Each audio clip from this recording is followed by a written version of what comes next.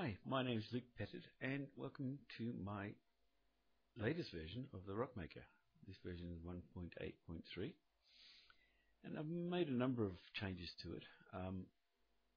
For a variety of reasons I've combined the rock size X, Y and Z into one spinner, so they're all going to be exactly the same. So rather than make them separate, say 200 by 200 by 200 or 50 by 50 by 50, I've put them all into one spinner, so it's going to be square regardless. That's for a number of reasons, but one of the reasons was that if you limit, if you went 200 by 100, you'd find later on when you're unwrapping and texturing, you'd find sort of stretching or whatever, so I've removed that. I've put in segments, which wasn't in there before, and I've combined both the noise grain detail X, Y, and Z and noise fine detail X, Y, and Z into one spinner as well. They seem to work better if they're just all the same, so there didn't seem to be any sense in making them any different. So you can pick up the script. Obviously, if you're reading this, you probably already have it, but anyhow, from Script Spot. Here it is here on Script Spot, and I hope that recorded actually. To install it, you really want to place the files in about 3 different spots. First thing you probably want to go and do is go to Autodesk 3ds Max. This is in Program Files. Autodesk 3ds Max, in my case 2010. And then I made a folder called under scripts called Luke Scripts and placed Rock Maker there. So all my files are in there. Then in order to get this to work on 3ds Max,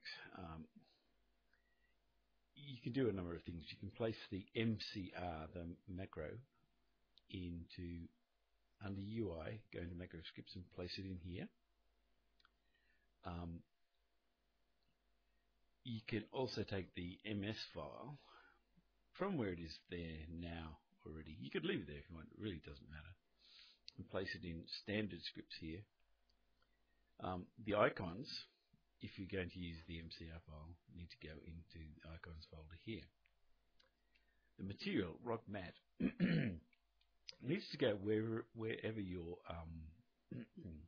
your project folder is, your main project folder.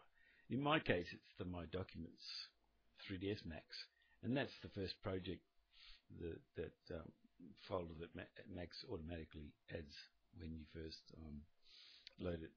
And you need to put that material in here, Rock Materials Library, and there it is there. I've got some others in my system, but so that's pretty much installation. It's not a full thing, a full guide, but it's there enough to help you. You can, of course, open the ms.script. You should find I've got mine open here already. I just closed. Sorry, I closed a few of these down.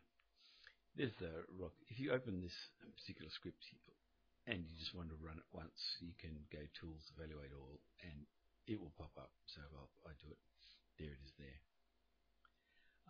This is the MCR script, which will allow you to place it as a button on your desktop, and if I click that, there it is there.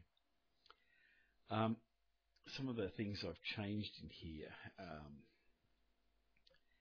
One of the things I noticed was in some instances you may want to center the pivot on this on these rocks. So if you prefer your pivot in the center of the rock, but because of all the modifiers, it's not always exactly on the bottom. You can simply uncomment this particular line here, and this will automatically center your pivot.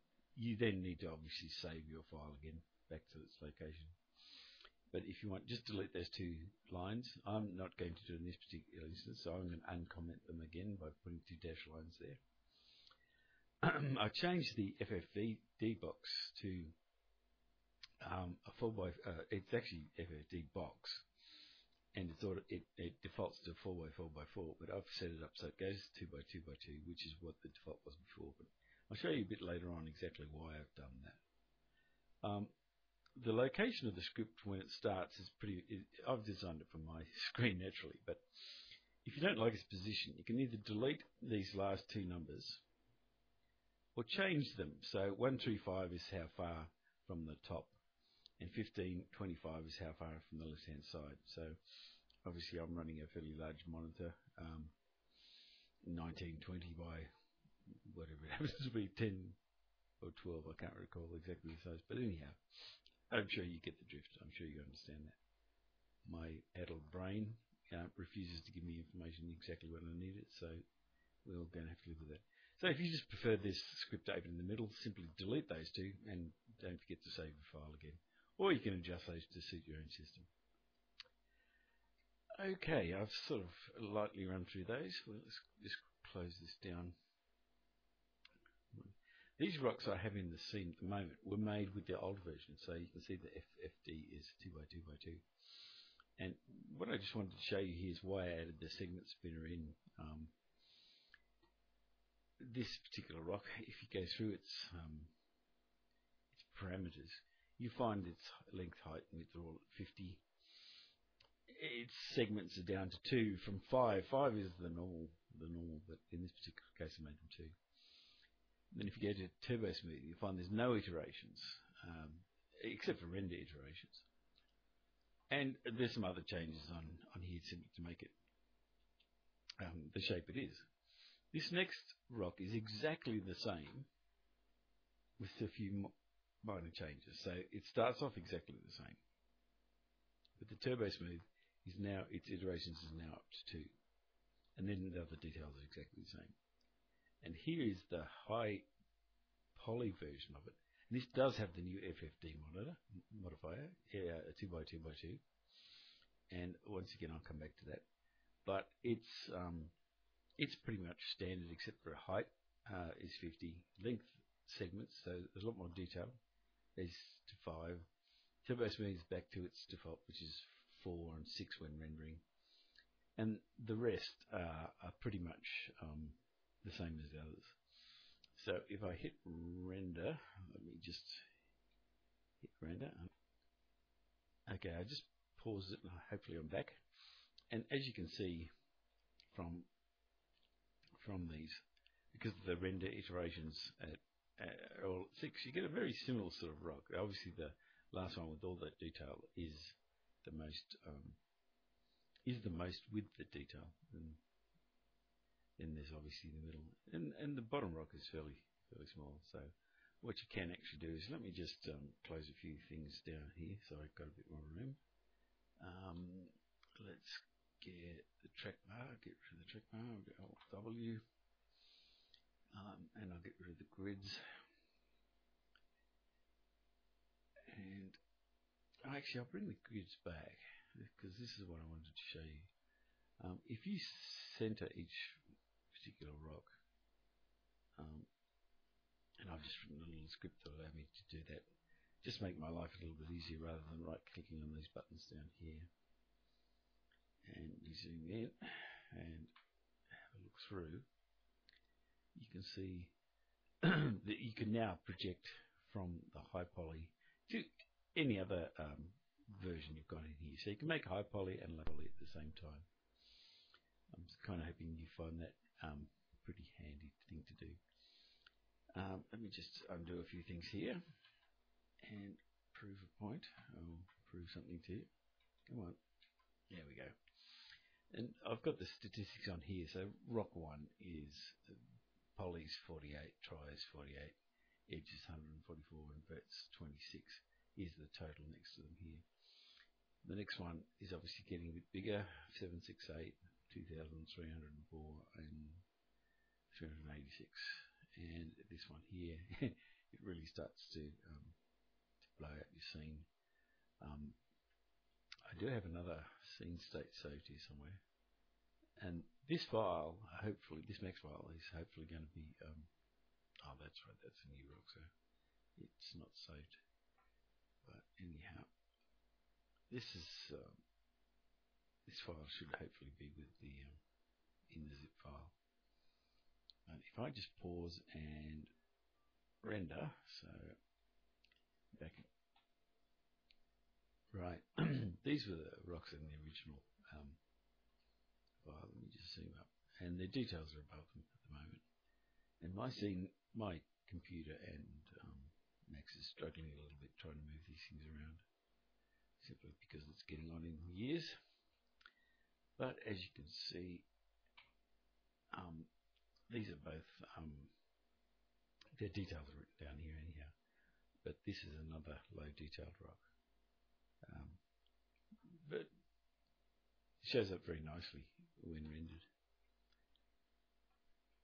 Okay, what I'm going to do now is simply get rid of all this. Hopefully my scene will, whoops, get rid of all this I said. Okay, let's make it a rock. Let's go 100 segments,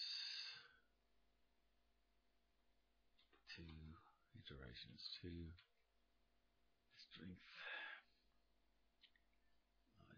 60, 100, 100, 60. Let's just make things 60, 150, 6, 30, and I'll leave the others as they are. I'll click Rock Me, and I'll show you the advantage of having this new FFD.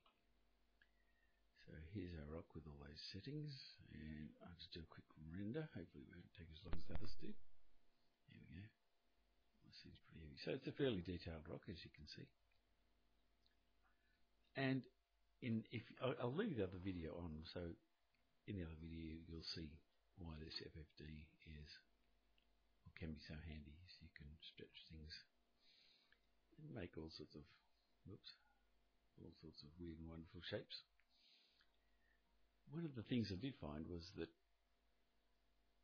it's actually an advantage if we do something else like this. This will pop back to the way it was before. But now, we grab these control points, we can do some very cool stuff. We can flatten the bottom of our rock, for instance. And let's just zero position. Oh, it is zero positioned. Okay. Oops. Because I've got hold of that. And this is one reason why you might want to center the pivot, because when you start squashing it, that becomes the center pivot. You can adjust it obviously by going Effect, Centered Object, Hierarchy. I'm sure you're all familiar with that trick. Let's go back to our control points, and let's try something else. Let's stretch that out there. Take the top. Oops. Stretch that out there. Try and keep that in center a bit. But you can now, wait, what do I really don't know, but there we go. We can now bend in that third axis. It just gives us a lot more flexibility with how and the way we arrange our rocks. So I don't think there's anything else that's going to show you, but I guess I want to reiterate that this script is based on a tutorial by Sasha Henrichs. Here's his website address, his blogspot, where you can follow along. And I highly recommend you do follow along his tutorial. It's also on the area, but you should be able to get to it through his blogspot. If you have a look in the area, you'll be able to find it as well. And of course, my little blog, where you can keep track of what I'm trying to do. What I am trying to do is turn it into a plugin of sorts. So most of this ends up over here under the modify panel, and so you can adjust things on the fly. So spinning this will actually change the size on the fly in here, rather than having to simply delete it or start again by clicking on it or somewhere else in the scene if it's already selected. If you deselect it, you can make as many as you want, as per the other video I've got. If you keep it selected and change these details, you get something totally different. So I'll put that back up to 200. Just change one detail and have that still selected and click on it. There we go. You'll end up with a different rock. So I hope you enjoyed this video, and I'll see you next time.